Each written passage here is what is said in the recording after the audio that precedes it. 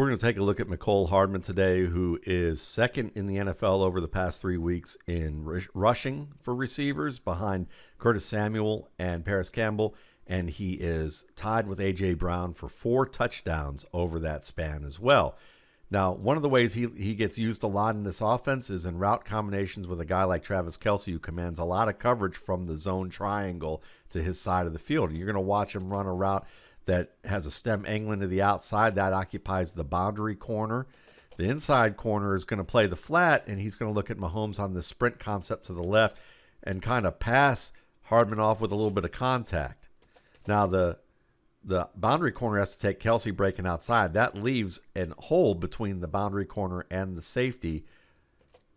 And Mahomes sees that with Hardman breaking outside on what's supposed to be a sail route, but Hardman sees the coverage too and does a good job reading it and understands that Mahomes is going to throw this ball back shoulder. And so he can get it inside the flat defender, the boundary corner, and under the safety. And this is where Hardman used to have difficulty at Georgia. He could always catch the ball well. See how he frames his hands here? He always did that well at Georgia. Thumbs together, got the triangle going on, overhand technique, arms away from the frame. That is picture perfect. That's what you want to see.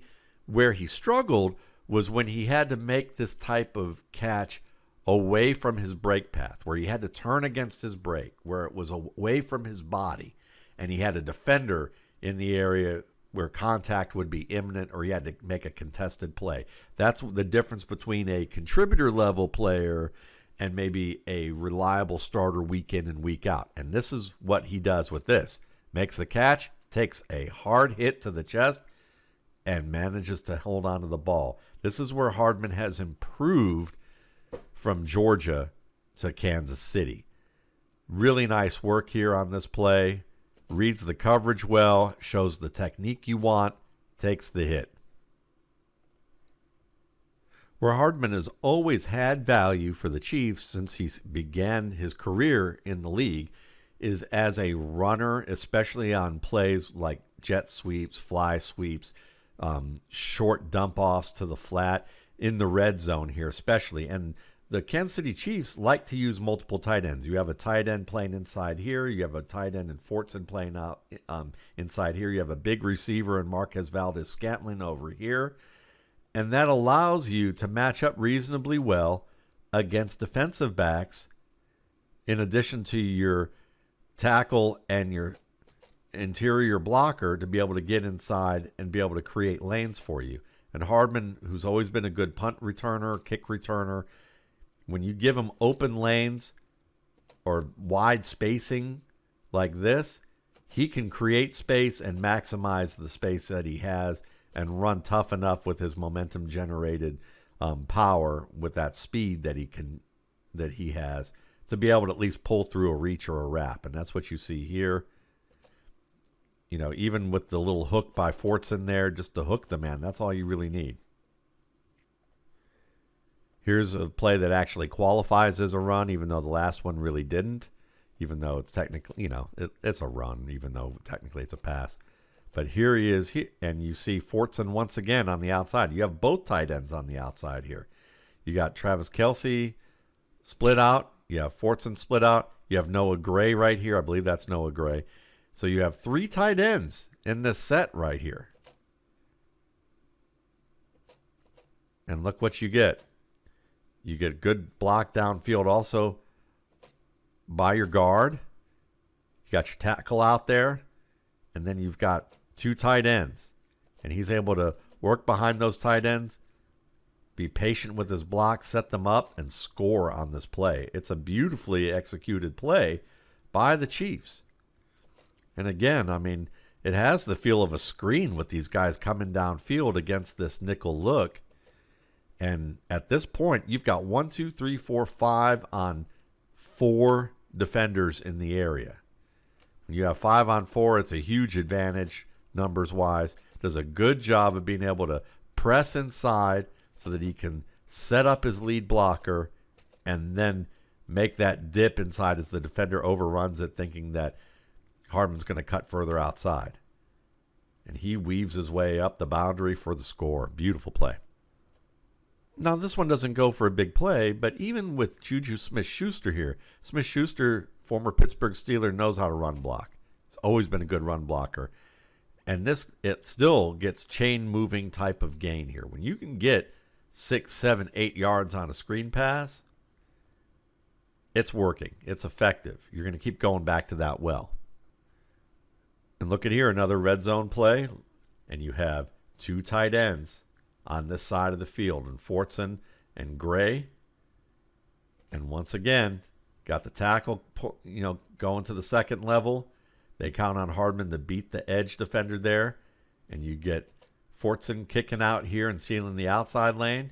You get an inside seal right here. You get an inside seal right here. The safety overruns the play, anticipating that Hardman's got the speed to get outside, and he has to protect that edge, and that opens the lane. Getting back to the passing game, the thing about Hardman that works well, and he always did this well at Georgia, is give him routes working from the inside out. And that's where you want players who may not be the most complete route runners, the guys who can deliver, one-on-one matchups against top corners. But if you put him against a safety or a nickel corner working inside out where he has the leverage advantage, and they motion him across and back to see if he's got the one-on-one, they're like, yep, he has a one-on-one with a defender who is overmatched physically for him. And with that inside shade, running the out-breaking sail route, easy pickings. And that's what they look for. So when they get that, you bet Mahomes is going to take advantage of that. And they make it look easy. And so while Juju Smith-Schuster is more productive than Hardman on a regular basis, Kelsey's the number one, and you occasionally get big work from Marquez Valdes-Scantling, and we may be looking at Kadarius Toney in the future. Sky Moore is certainly a worthwhile prospect who they are hoping to develop into something more. With Hardman, he's experienced in this offense, and when you see that he's going to get matched up against a flat defender like a linebacker in the zone, you're going to take that all day long, especially when you have, a faster receiver like Valdes-Scantling on the outside running off the coverage to create a cushion. That defender's already bailing because he knows he's got to take on Scantling.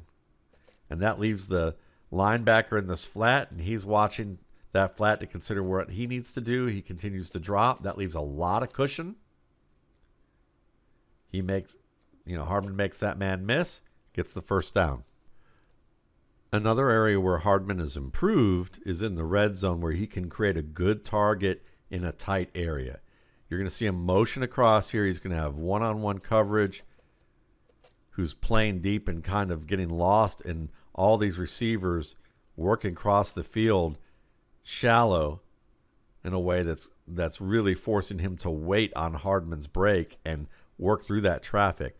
And Hardman does a good job here of, well, I was wrong about that. Let's take a look at it one more time. What's happening here is he plays to this area of zone, but Hardman works into an open area. The outside defender takes him on, and look at him make a good target, realize that he's not quite open yet, and continue to slide inside and continue to make the friendly target and be aware that Mahomes may throw the ball to him at any moment, and in that tight window, still be able to make that catch. His ability to read and communicate visually, non-verbally, just by sliding across, showing his pads, showing his eyes.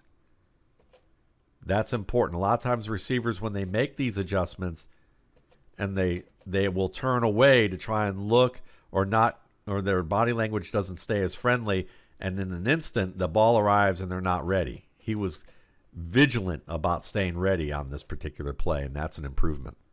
Here he is Sunday night, motioning across the formation.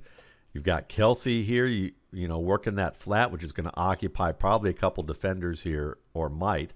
And you have Valdes-Scantling running off the deep part, and that puts Valdes-Scantling one-on-one with a corner who's playing a little too far inside here on this outbreaking route, and it's easy pickings once again. Let's take a look at it with that motion. You can see that 21's pointing out to the boundary corner. You've got Hardman, but he's playing so far inside here and backing up, he didn't create enough space to account for that out. He's trying to protect the deeper part of the field and respecting that speed. And of course, when you have, Kelsey on one side, or you have a tight end to one side here, he can run these kind of a trailing concept behind the defender and then break shallow into the open zone. And he's just benefiting from Kelsey. It's kind of like the sucker fish here. You got the shark right here in Kelsey working a little bit of a deeper break. You get the shallower break behind that. That forces the defender inside and too late. And Hardman's able to make a nice positive play, taking advantage of being behind the big fish right there.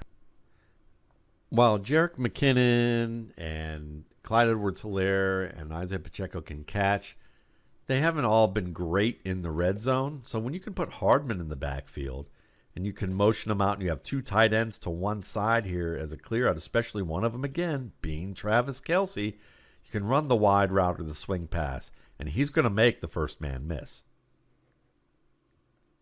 And if you single Hardman out here to the outside, if you can get him on the backside here against a zone with a pretty wide triangle and you force the flat defender to take the running back, watch this. He settles in the zone, creates a nice target, and the ball's away from his frame. Look at the hands again. Perfect with the thumb together. Maybe the fingertips could be together a little bit more, but it's away from his frame. He has to lean back behind his break point, make the catch against a little bit of contact. Good work.